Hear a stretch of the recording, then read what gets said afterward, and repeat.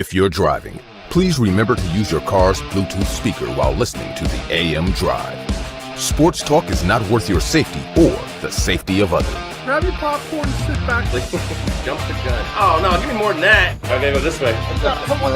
That was dumb. We are not. How could I tell you when nobody wants to? You'll fade the words I will choke. Happy Top 5 Tuesday to everyone in the sports universe. It is October the 11th, 2022. This is the AM Drive on our Twitter, YouTube, and Facebook pages. For Aaron Crouch, who will be back tomorrow once again, and Sammy Action, who joins us every Monday, including yesterday, I am your Top 5 Tuesday host, Michael Carvelis. Thanks so much for tuning in. As always, good morning to all. I hope your Monday went well, and I hope you enjoyed the game last night. The first part of our show is brought to you by our website, mikeandaarondrive.com. Go there to see our sponsors, shop, social media, and YouTube all in one place. It's the easiest way to support and view our show. And our shop is offering free shipping this week that expires Saturday, October the 15th. Enter the code in all caps, Tucker9. That's Tucker and the number 9 for free shipping on our shop. Monday Night Football last night, the Kansas City Chiefs defeated the Las Vegas Raiders 30-29. This, of course, after the Chiefs trailed early 17-0. Now, this was in my AM Drive 5, and it capped off a pretty brutal week for myself and Aaron. For those who do not know, every Friday, the AM Drive features our 5 best bets for the football weekend on Friday, Saturday, Sunday, and Monday. So we combine college and NFL, either spread, total, and we got even props. Well, my prop didn't hit of Kenny Pickett's rushing total. He got one hit by a Bills defender and never tried to run the ball again. I had the Chiefs minus 7.5, I believe, and that was also just horrible because they were trailing for much of this game. But it's interesting how well Patrick Mahomes did when trailing once again. And without getting too far ahead of myself, the Chiefs play the Bills next week. And one thing the Bills know more than anybody is how quickly the Chiefs can come back, considering they came back in 13 seconds for a field goal last year in the AFC divisional round. But this game, Raiders had played it perfectly. It looked incredible. I mean, they could do no wrong. Josh Jacobs was running the ball, controlling the clock. Derek Carr was making enough throws. Davante Adams, who I'll get to in just a little bit, they were just fantastic for a long time. And then Patrick Mahomes and Travis Kelce happened, and Andy Reid. Now, the big story of this game, of course, is Travis Kelce had like 25 receiving yards and 4 receiving touchdowns, which is absolutely insane. No one had ever had more than 3 touchdowns as a skill position player in Monday Night Football history. For what that's worth, I don't know. But it's really insane how on the goal line, these guys could not be stopped. And a lot of people give credit to Travis Kelce, but I feel like it actually hinders his ability as the greatest tight end ever. His argument, even though I do think he's up there, it hinders it because he's always wide open in the end zone. Like, I don't know how they scheme these things. They probably do some illegal picks or whatever. Well, the thing where the receivers cross each other technically and stifle up to the defensive backs, which also I'll get to in a little bit. But it's interesting because I'm sitting here watching this, and the Raiders just couldn't stop it. They could not stop it. And I believe this goes all the credit to the relationship Andy Reid and Patrick Mahomes have.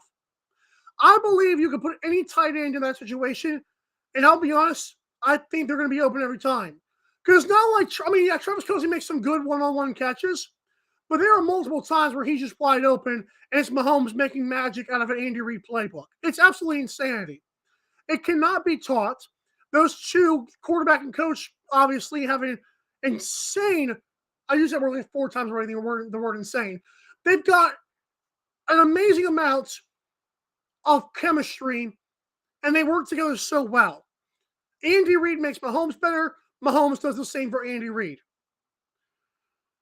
That being said, Josh McDaniels, he went for 2. Remember, this after surrendering a 17-0 lead. Josh McDaniels, whose team started 0-3, and was coming off their first win in which they beat the almighty Broncos. Well, Josh McDaniels, when the game was 29-30, I'm thinking we're going to overtime. I really did. I thought we were going to overtime. And wouldn't you know it, Josh McDaniels calls the 2-point conversion. Now, Derek Carr's pumping his fist as Josh Jacobs plows in, and immediately I'm like, I don't think he got it. And he didn't. He was a good half yard short, if not a yard short, of what he needed to do. Chris Jones made an incredible tackle in all that ruckus of the goal line. But I keep saying, Josh McDaniels is not a good coach. We've seen this with the Broncos. I'm actually glad at this point that the Colts did not hire Josh McDaniels.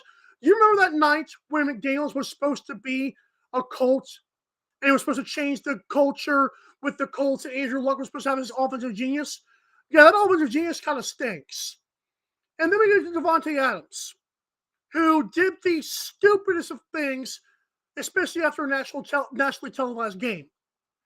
Davante Adams, after him and Hunter Renfrow got banged up, I don't know why Renfrow was trending on Twitter being crucified, because it's not really his fault the play bogged down, and that was just a poorly designed play. The timing was terrible. They obviously were not ready for that play, and Chiefs obviously were, and Adams and Renfrow fall down. So at the end, and also Adams was really ticked off because he thought he made a great catch. And I don't know if Davante Adams knows the rules or not, but Davante Adams literally was juggling that ball, and then his left toe came up, and he only had 1 foot in bounds. Now, I'm of the belief, like full disclosure, I believe that there should only be a 1 foot rule in the NFL. I know that can get a little bit dicey at times, but if you've got control, there is no reason why I have to put a second foot down. Like, that's the catch, in my opinion. I understand it kind of takes away the out of bounds aspect, but if I'm in bounds, like, if one part of my body is in bounds, like, I believe if an elbow hits, you're good. If your back hits, you're good. If your head hits, you're good, but why not only 1 foot? That doesn't make any sense to me. And again, maybe it can be explained to me in a way that'll make it seem like it's normal, like it would prevent some stupid things from happening. But I have a hard time believing that wasn't a catch. And although by the rule book in 2022, it's not a catch, I see where Davante is not happy.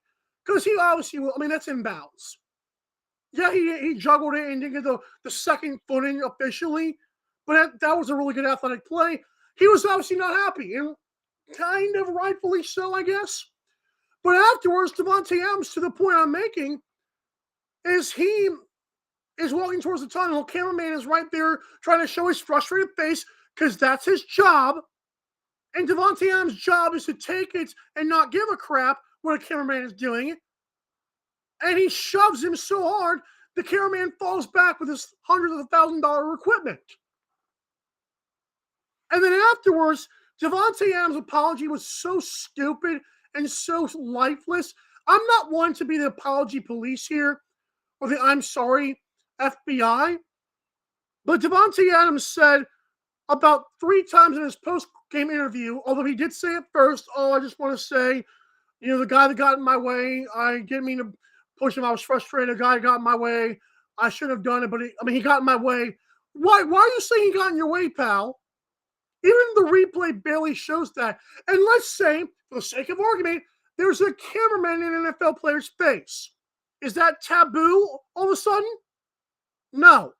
The only people who think it's taboo are Raiders and Davante Adams fans. And I'm here to tell you, they deal with that 24/7. I know for some reason the Raiders hate the Chiefs. I've never understood that concept. Why? Like, Chiefs are their daddies, their fathers, their uncles. They are their grandfathers. The Raiders do not come close. This was the first close game, and even then the Raiders self-destructed. But this notion that Davante Adams thought this guy got in his way, that's an issue. If we don't see a $500,000 or more fine, I want Davante Adams suspended for that. That literally, if the cameraman wanted to, and you can read the internet, they always say, oh, that's assault. I don't know if it's assault, but it's something like simple battery or something when you're in public and you shove someone and they fall back. It's like, I don't want to go here. It's like a sexual harassment thing. It's up to the victim whether or not they believe that's the case. Like I've always said, because I'm ugly, I get it more than others. But anyways, let's say I go out there and shove somebody and they take exception to the point they call police. I'm in the wrong either way. But if they want to fight back, all of a sudden, we're both in the wrong. But it's up to them to decide that if I'm a cameraman, I don't care if they find out my name and my address. I'm pressing charges on Davante Adams. I'm doing my job, and I'm supposed to be away from the idiot fans who would do that crap. And yet here Davante Adams is doing it himself. I'm sorry, but an apology and even a tweet afterwards that was more PR than anything. I wasn't a fan of that. And Davante Adams has to know the lifestyle that he chose, and one of them is cameras in your face. I don't think it's fair in regular life, but he signed up to be this person, and this is what he has to deal with. I'm sorry, Davante Adams, that's what you chose. How about, speaking of apologies, let's get to the case of Draymond Green here. And as I wrap up this first segment here, I don't know what it is about Tuesdays, but there's always something I've got to rant on. And leave it to Draymond Green, who still has me blocked on Twitter, by the way, which one of my proudest accomplishments in my social media life. I don't know if it was Kevin Durant's verified account tweeting at me, or like me getting like a 300 reply firestorm of Kevin Durant fanboys. Or was it Draymond Green and Vontaze Burfict blocking me for calling them scumbag and dirty players? I tend to lean with Draymond Green and Vontaze Burfict. So Draymond Green, of course, has always been a dirty player, kicks guys in the groin. There's multiple videos of him doing this in multiple basketball games. He's the one who kicked LeBron James in the finals, and Warriors fans cannot stand because they think if Draymond plays, but that's a whole other story. But Draymond Green, there was a report that came in, I believe it was Thursday, and I remember initially reading the reports, and I'm not going to be the video makes it worse kind of guy, because I get it does, but let's be real here. The initial report was a physical altercation between Jordan Poole and Draymond Green, and it will result in in-house discipline. That was what we were told by the Golden State Warriors and their PR and their sources, okay? That's what we were told as the public. A physical altercation that ended not so great, and Draymond Green is going to be dealt with internally, okay? Brush that aside. Who gives a crap? Chemistry issues? Yeah, okay. And then we get to the point where TMZ, I love TMZ. Okay, I love and hate TMZ, because on one hand, TMZ will show Twitter a video of a guy laying in his own blood who's a rapper. Like they'll be for the first to show that. But then occasionally they get the awesome videos of this stuff, like with athletes. So I think TMZ is a little bit distasteful, but this right here, I'm glad they bought this video. And I wouldn't be surprised. I'm sure the person asked for money in the end, whoever leaked the video. But I'm pretty sure the person volunteered this, though, pretty much. And like I said, they probably got paid because they realized they could get paid. But this video comes out, and it's horrible. Because, as you know, Draymond Green is talking crap to Jordan Poole. Draymond thinks about it, walks aggressively over, gets right in it. Like, they're literally touching heads. And Jordan Poole, yeah, he shoves him. Listen, I'm a Christian. I would shove someone if they got in my face. You're like, what are you supposed to do at that point? Run? You're already standing away from them. And what, are you supposed to run again? People are like, oh, Jordan Poole should have punched him. No, he shouldn't have punched him. He did a good thing by shoving him. Like, what are you doing, pal? And then Draymond Green proceeds to lay him out. That was not what we were told to believe.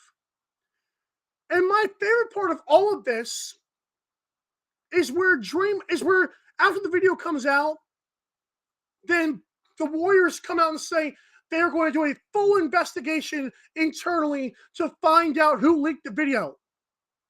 Why? Talk about a poor PR move. You should not have lost.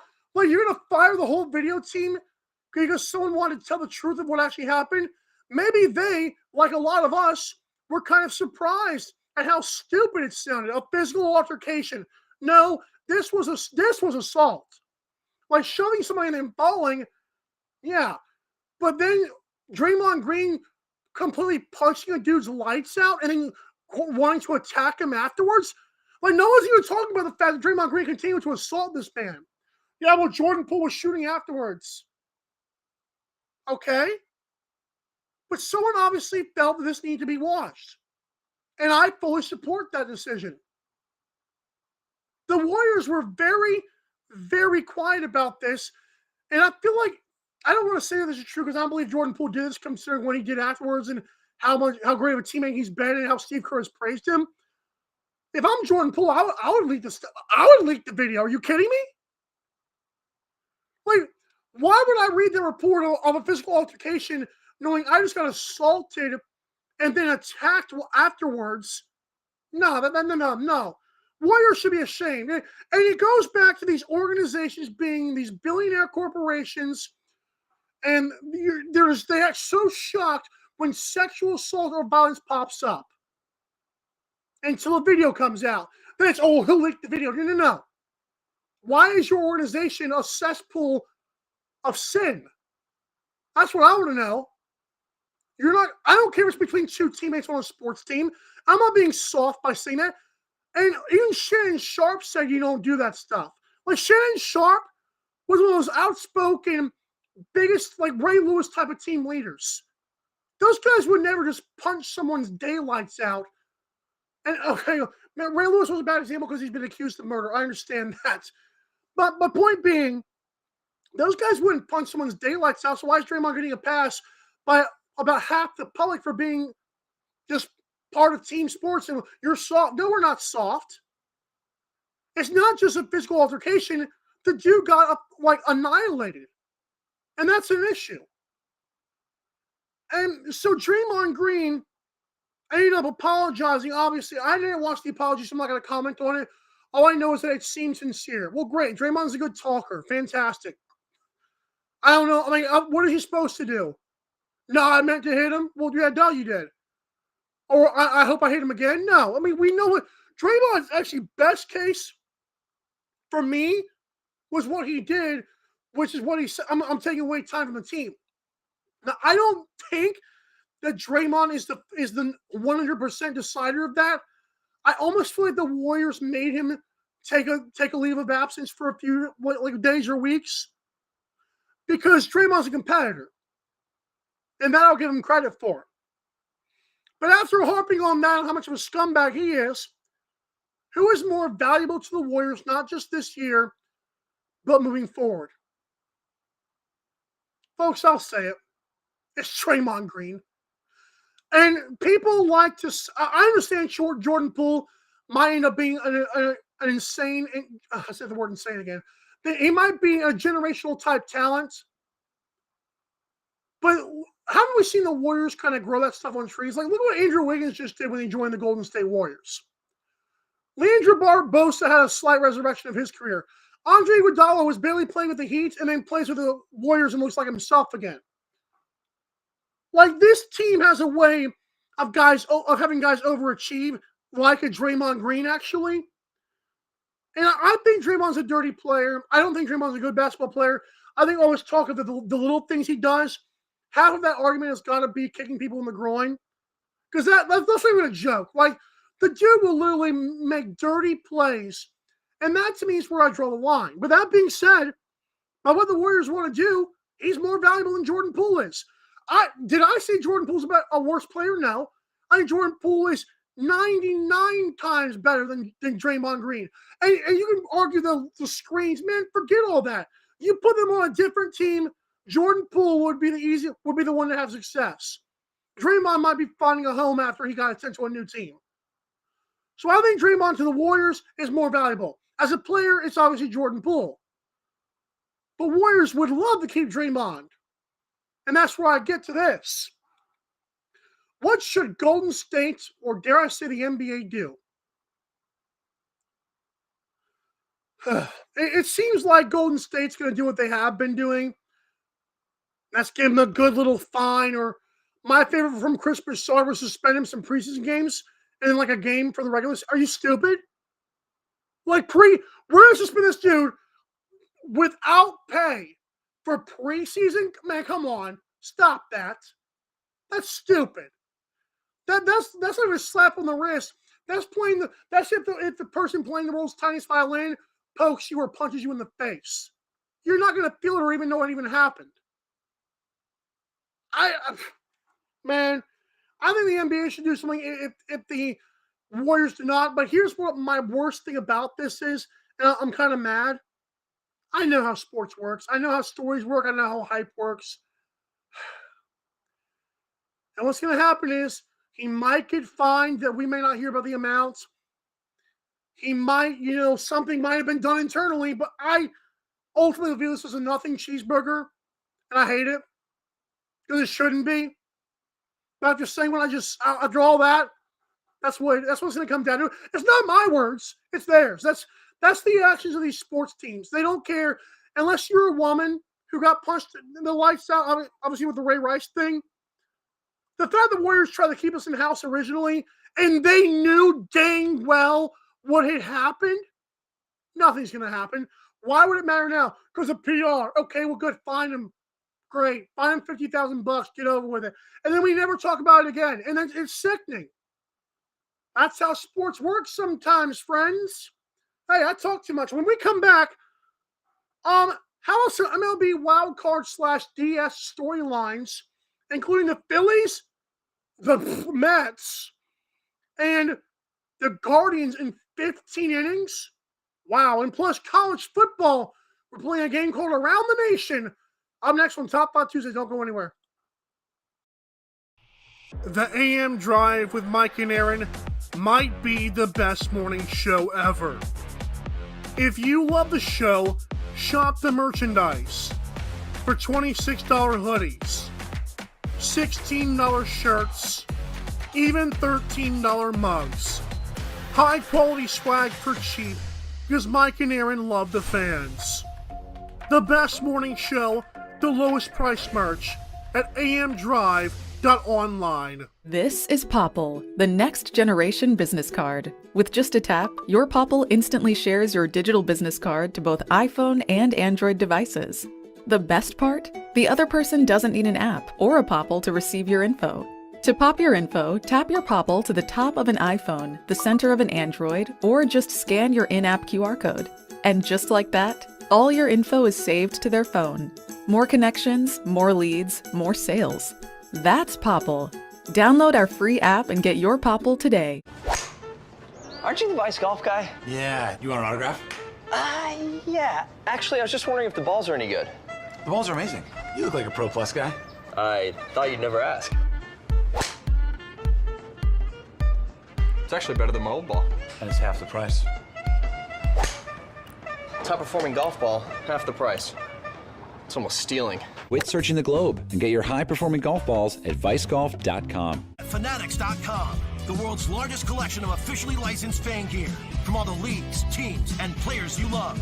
Shop now and get today's special offer. Fanatics.com, officially licensed everything.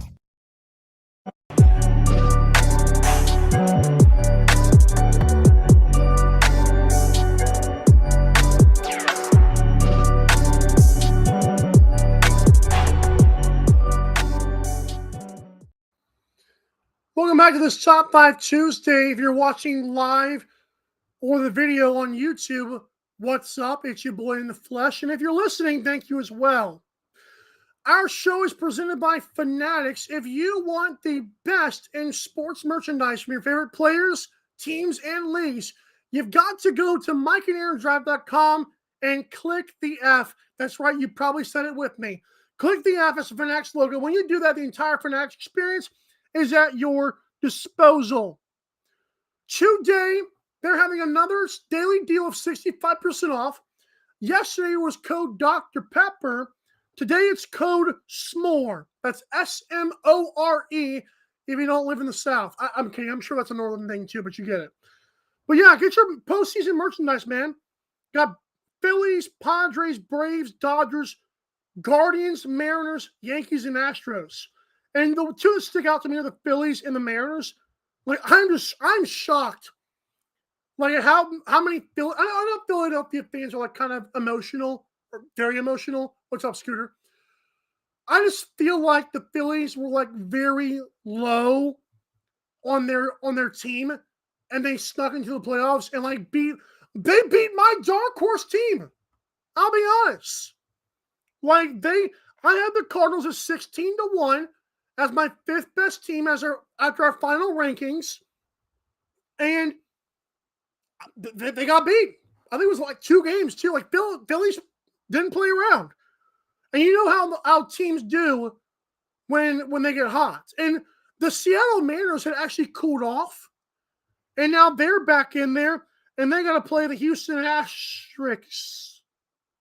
The footnotes, if you will. Well, let's get into it. As I mentioned, the Phillies advanced past my dark horse Cardinals. They're going to face the Braves as punishment, as reward for that.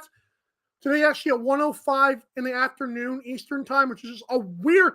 That's one of the stupidest times for baseball. Like, if baseball wants to know whether marketing sucks, how playing a playoff game at 1 o'clock in the afternoon on a Tuesday? That's dumb.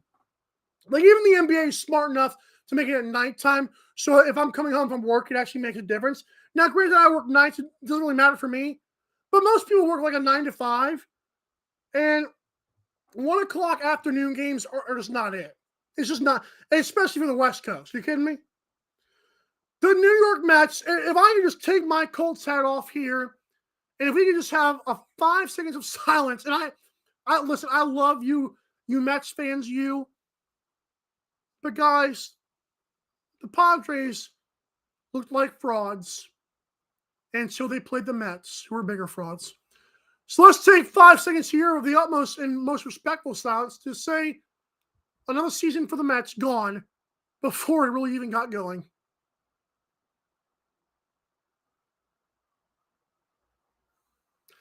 Okay, see that one I could laugh at. I know I smirk a lot when we do our 5 seconds of silence, and it's like a school shooting happened, 5 seconds of silence, and here I am just smirking. It's just the way we look with our hats off. I'm just so used to saying it. But that being said, the Mets lost, and that's not good. The Padres, if you guys remember the loyal listeners and watchers of this show, and thank you again for tuning in. A couple of months ago, I said to Aaron, especially after the Padres had acquired that dude from the Nationals. God, we talked about it for a whole week. Anyways, it'll come to me. But it's funny that I said the Padres are in their division, and if I'm the Dodgers, that's what I'm scared of the most. Well, Padres are in the DS now, and they play tonight. Now, this past Saturday, see, those games happened on Sunday. This past Saturday, in 15 innings, that does not happen, especially when it's a 1-0 game. But somebody named with the last name of Gonzalez, in the bottom of the 15th inning, for the Tampa Bay Rays, for the Guardians, blasted a home run in Cleveland off of, get this, Corey Kluber. If you know anything about Cleveland baseball or baseball at all, Corey Kluber was an ace for like 8 years. Like him and not Chris Sale, but he was just a maestro. He was a conductor. He was everything you could want in a pitcher. A strikeout king for the Cleveland, what was known as the Indians. And then he comes in for the 15th inning, strikes out one guy, and then gives up the 15th inning blast. It had to end sometime. But if you're, like, as an organization, you don't know, it's like with the Seahawks getting rid of Russell Wilson right now, that was like a genius move. But like when the Guardians got rid of Corey Kluber, like you ask yourself, well, why? Why don't they want to pay him? And I'm not saying he didn't do well this year. I didn't watch a lot of Rays baseball, But it's interesting how he comes into this game in this moment and someone blasts a home run off him. I know it happens, but it's still very crazy his former team did it to him to eliminate him. That's just insane to me. And Rays were a dangerous team. Not anymore. All right, let's play a new game. It's called Around the Nation. It's going to be a Tuesday, or Top 5 Tuesday, tradition. We're talking about the biggest stories in college football and even some of the stories that you might not hear on ESPN and Fox. You're welcome. Your boys at AM Drive got you covered. Around the Nation, presented by Fanatics. Click the F at MikeandAaronDrive.com. So Alabama fell to number 3 in the AP rankings. And this, of course, comes after Texas A&M nearly pulled off another upset. Like, Texas A&M has not been in the SEC very long. I think, 10 or 12 years. And I've seen Johnny Manziel almost do it to him twice. This year, Jimbo Fisher was in just an argument. Like, him and Nick Saban were firing shots back and forth from one side of Texas to the other side of Alabama. And you're like, well, one of these guys might get blown out. And they're, lo and behold, Alabama, they're the number 1 team, which made no sense to me because it's not like Georgia lost their games. But here's the thing. Alabama did not even play Bryce Young because that day-to-day shoulder lying bullcrap that Nick Saban said is probably a little bit worse than what he said. So Bryce Young, by far your team's best player probably. Well, I say probably, but yeah, it probably is. He probably is your best player for the Alabama Crimson Tide. Did not even play. And they still got to win. I think it was in Alabama, but it's like, dude, I'm surprised they dropped him I'm shocked. Maybe it was because Georgia beat Auburn the way they did, but Auburn's not good this year. I told you guys that. I thought Auburn could cover 30, but lost by 32 or whatever. And Ohio State, which I'll get to very shortly, they beat a bad Michigan State team. What does that do? How this UCLA, yes, the Chip Kelly Bruins are now 6-0 after they spoiled Aaron's Utah pick. So UCLA, their Bruins senior running back, their running back Zach Charbonnet, who came from Michigan for 2 years and has rushed for 1,000 or 1,200 yards last year. Well, he's going crazy again. He had 198 rushing yards in this game and a touchdown. Might be a top two rounds draft pick, depending on how things fall. But he looks like he's a beast. Tennessee, who won at LSU, and the aforementioned Ohio State, who won at Michigan State, both beat down conference rivals on the road. I'm more shocked that LSU got beat down.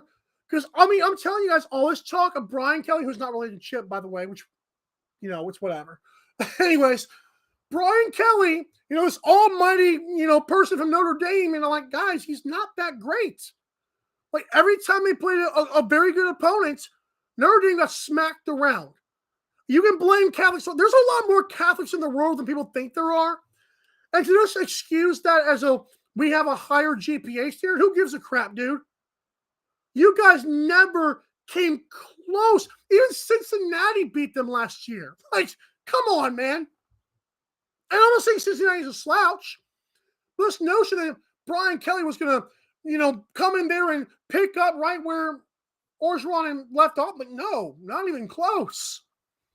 Brian Kelly, this game was not competitive. Tennessee killed him, and Ohio State did the same in Michigan State.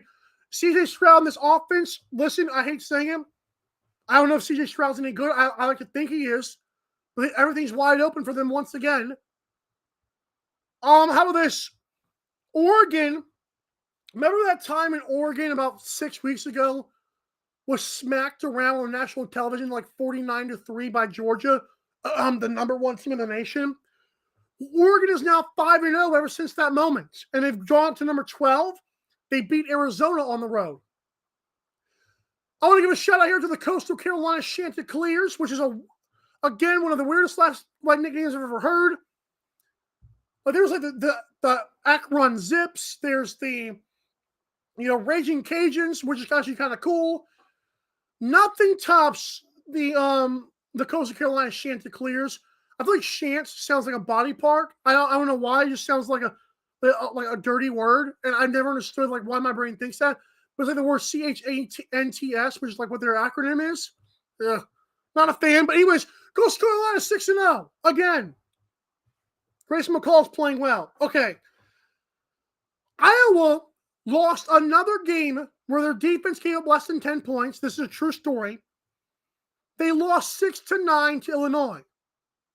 Nice. No, but seriously, I've never seen a team like, especially in college, like in the NFL, you might see like look at the Cowboys right now. Like they don't even have to score anything to win games. But yeah, I've never seen this before. Like, they've had like 3 games this year where they've allowed like less than 13 points. They've lost all 3. I'm like, what? That doesn't make any sense.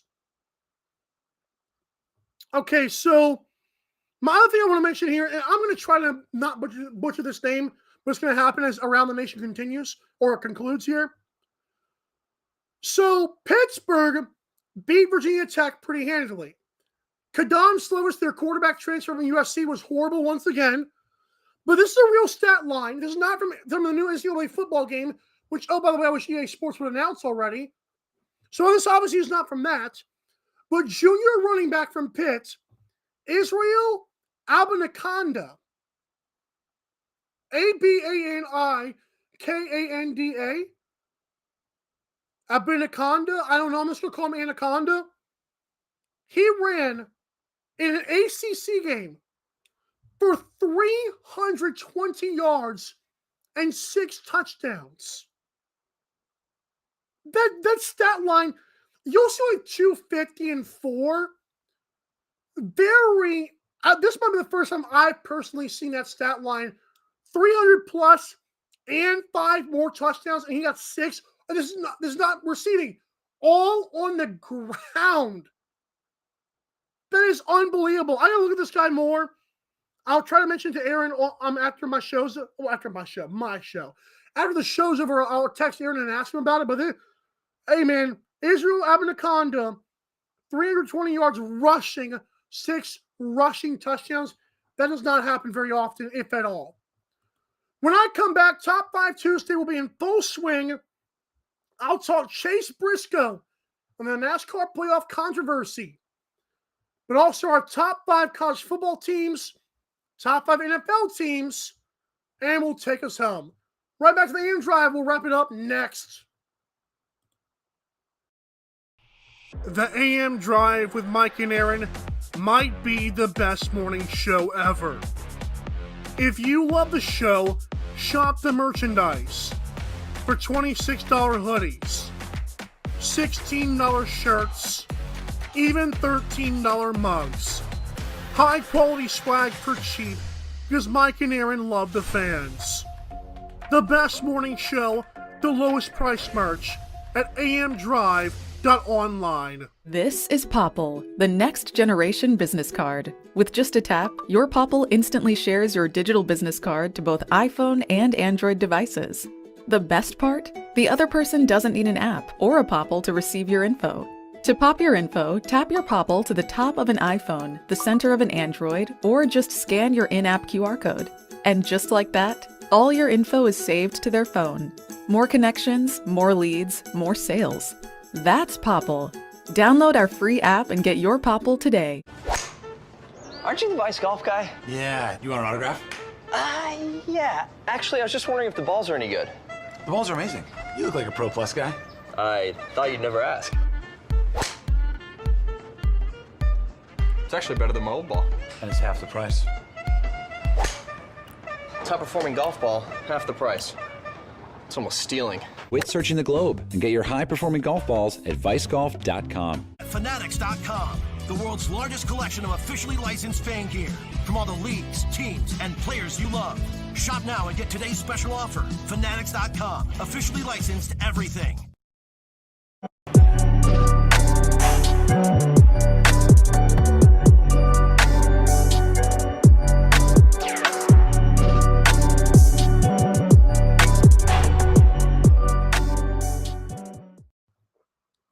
Oh, that was horrible. Whoops. If you host a podcast or run a small business, it's hard spreading the word. It's actually hard doing it, as you can tell. Friends want to check it out, but chances are they might not. So it's time to help them and help you grow your brand with Popple, P-O-P-L. Popple is an easy-to-use but high-tech digital business card. You can get your Popple using the code AMDRIVE for 20% off your order, set up your links, and share. And don't worry, the person you share with will not need a Popple or the Popple app. So it makes it that much easier. Just pop their phone. So when you get your Popple in keychain, pop socket, credit card, or any other form, enter that code, AMDRIVE, in all caps, no spaces, for 20% off on popl.co. You can also visit our other great sponsors, including that one, at mikeandaarondrive.com. It's not very often I get to talk about NASCAR on the AM Drive. And I'll leave it to the Top 5 Tuesday where I'm by myself to do so because Aaron would probably leave. But there's a controversy in NASCAR right now. It's pretty big. And I'll say it again. It still amazes me how well NASCAR is marketed this year. Like, there's literally a thing called NASCAR Twitter, which I did not know until this morning. And I'm a big NASCAR fan. But I'm so glad that this thing continues to grow. And the controversy is not only just about safety, which, by the way, anyone who doubts that NASCAR, whether safety is just going to be a problem, no one's died on the track, if I'm not mistaken, since Dale Earnhardt Sr. back in 2001 or 2002 or wherever that year that happened. Like, you can flip multiple times and get released from the care center within like 2 seconds. Like, they're insanely safe. I just think they screwed up this year because they experimented with a new car for the entire season. Now, for those of you old heads, I'm 25. I shall be 26 in 9 days. Wow. Am I growing great? No, I'm kidding.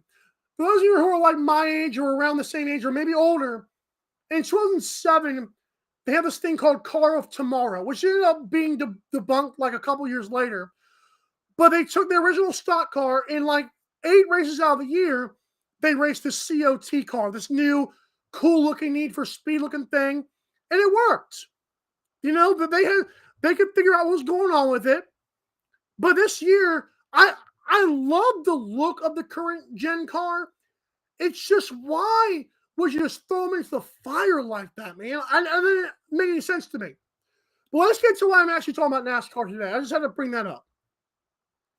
At the Charlotte Roval, the NASCAR playoffs would be narrowed down to a field of 8. It starts with 16, goes to 12, then it's going to be down to 8 with 4 races to go. And it's really incredible the way they've done this. I love the playoff setup. But that being said, Chase Briscoe and Kyle Larson kind of tied for the points, the 8th spot. Kyle Larson, of course, the defending champion, who's a little bit controversial if you know what I mean. You woke left. I'm kidding. But Chase Briscoe, who, by the way, I've been a huge fan of since I saw him in the Xfinity series. I don't know if it's called the Xfinity series anymore. It might still be the Xfinity series, but whatever it was, I told people, I made a Twitter video a long time ago, oh, Chase Briscoe, he's a very good driver. And once again, on a road course, he showed up. Now, the cute thing about this was his teammate Cole Cluster, which is a great name. Cole Custer drives the 41 car. And Cole Custer, according to his own words, said he had a tire problem. And obviously they've had tire problems all year. But Cole Custer, looked like he brake checked Kyle Larson and Austin Dillon, who was driving the 3 car. It didn't look great. Or not. It was Austin Dillon and somebody else, because Kyle Larson wasn't in that picture, but you get it. If Chase Briscoe made this pass by these 2 cars, not including Cole Custer, he would be into the playoffs officially. He already had a tiebreaker, but this was giving him some brownie points, right? So he makes the pass, and as he's making the pass going into the turn off the speedway, Cole Custer randomly gets like my brake checks. And Dale Jr. immediately on the broadcast, I don't know if he realized how much of a controversy it would cause, but Dale Jr. said, "Oh, Cole Custer blocking right there for Chase." Here's why I don't like that. I did not watch this full race, complete disclosure, I did not watch this race. And I'm mad at myself for that because NASCAR's been great this year. But there is no way on a road course you can plan that perfectly. Maybe they thought, hey, Cole Custer is, I guess, the situation, but you have to be, first of all, really quick thinker. And also, you have to make it be believable. But this notion, like people in the comments of like certain tweets have like opened this up to me, that Hendrick cars and Gibbs cars have done this a lot. Like the cream of the crop in NASCAR, those guys have brake checked before, were kind of blocked. And I don't know where this notion came that the teammates can't be teammates. Like, I know it's not really, maybe it's not supposed to help you on the track as much as it does like in the infield where you work on your cars and figure it out. But this, like, look at Talladega. Like, guys work together all the time. So why wouldn't it be working together to brake check? It wasn't dangerous. It was not a dangerous move. And to be fair, I'll say it again. Chase Briscoe was moving up. According to people in the comments, he had the fresh tires, and it was like 5 or 6 laps to go. And you could see he was moving up the field very fast. Like, he made the double pass easily. So I don't think Cole Custer like made him a problem. But NASCAR is now going to investigate it and look at team communications. Man, save yourselves. Because then they say it's not going to affect the round of 8, which Chase Briscoe ultimately made. It's stupid. It's just to make a couple fans feel better about themselves, mainly Kyle Larson fans. And I understand that. And I'm telling you guys, to watch NASCAR, I love this Chase Briscoe guy. Love that he got to the round of 8. Love that he made the playoffs in general. Getting to the round of 8 is just really good. Shows his early talent. He's in the 14 car, and to be fair, no disrespect to Stuart Haas Racing, that's not the fastest car on the track every week. So, good job for Chase Briscoe. Okay, enough about NASCAR, right? Rednecks turning left, haha. Even though I just talked about a road course, but you guys get it. Top 5 college football teams presented by Popple. Semi-action has stayed the exact same. Georgia, Ohio State, Michigan, Alabama, and Clemson. Aaron has also stayed the same. Alabama 1, Ohio State, Georgia, Michigan in the top 4, and USC at number 5. My top 5 college football teams have also stayed the same. Georgia, Ohio State, Alabama, USC, Clemson. And I'll be honest, Clemson was about to move up, but USC, what they're doing right now, it's not just the overachieving aspect of it all. Like, Caleb Williams did not have the greatest game against whoever they played, and like they still won pretty easily thanks to Travis Dye, the running back. So they showed they could win the muck it up kind of game. And remember, next week, USC plays Utah, who just got beat by UCLA. That should be fun for the Pac-12. As for top 5 NFL teams, there is a change in Sammy's list. Chiefs, Eagles, and Bills are your top 3 teams. But moving up are the Cowboys, and moving up are the Ravens. Those 2 teams were not ranked last week for Sammy. As for Aaron, he also has a couple changes at the bottom of his top 5. Aaron's got Chiefs, Eagles, and Bills.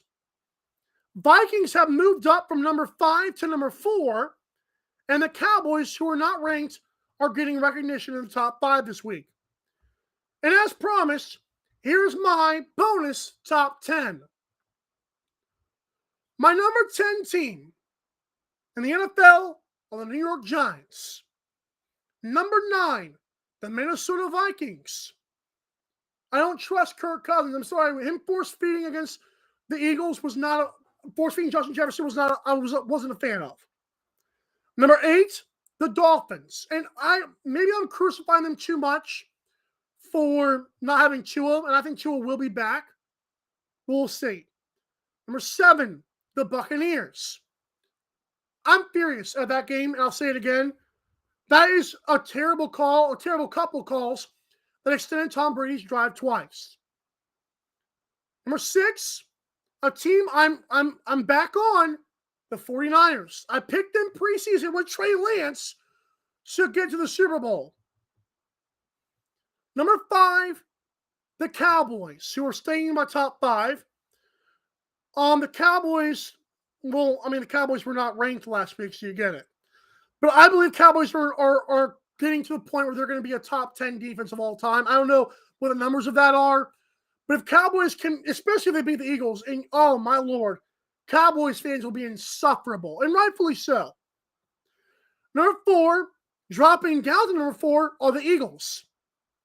I don't like their second halves this year. Sorry. They were down 14-0 to the Jaguars. Then they barely beat the Cardinals. Come on, man. Number 3, and this is, of course, I'm nitpicking because they're a really good team. And I love Nick Sirianni and Jalen Hurts and that whole team. Number 3, moving up a spot, are the Baltimore Ravens. Now, last week, these teams switched spots. This week, they're flip-flopping again. Ravens, to me, show they were the best team in the AFC North. When they beat the Bengals, I told Sammy, I didn't feel like the Bengals were really close. I feel like if Lamar makes some routine throws, they win by 14 or more. And but Justin Tucker helps. Number 2 for me, the Bills. And number 1, Patrick Mahomes, the best quarterback in the NFL, and the Kansas City Chiefs. That's going to do it for me. This has been a Mike Said It First / Top 5 Tuesday here on the AM Drive. Tomorrow is Jambalaya Wednesday. Aaron will be back. He'll give his recap of NFL Week number 5. We'll also talk Game 1 of the AL and NLDS. Those games happened today, obviously. And we'll preview the NHL and the NBA. Those sports are coming up quick, which means Top 5 Tuesday might have some more fun in the coming weeks. Thanks so much for tuning in. If you did, please remember to go to MikeandAaronDrive.com and tune into our show every Monday through Friday at 11 a.m. Eastern. It's for the best sports talk from every sport. We get all the big stories right here, and we have fun with it too. You guys don't want to miss it. Also, this Friday, I will be back on the Wager Wire Live stuff. It'll be fun. We had a bad week last week, and I'll be honest, I was tired. Thankfully, I was tired because we were horrible. Well, I was horrible on my prop bets. But yeah, Wager Wire Live via Twitter at AM Drive TV. You can also find us, all of our socials, all of our good stuff on MikeandAaronDrive.com. I don't want to take any more time than I already have. You guys have a great rest of your day. I'll see you tomorrow. And as always, drive safe. Have a good one.